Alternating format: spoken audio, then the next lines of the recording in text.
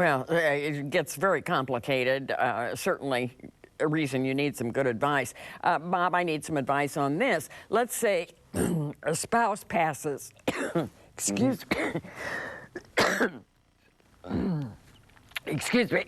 You need to have some of your good coffee. That's what I need.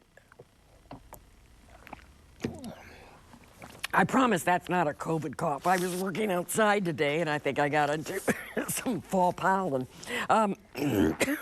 Let's say your spouse had a lot of medical expenses. Can they come after you for those?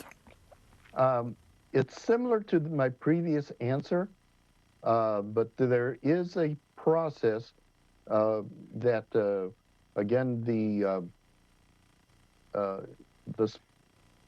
creditor would have to file a claim in the estate, and if there's not enough assets in that, then the medical providers have a method of coming after the surviving spouse if they were the financially superior spouse.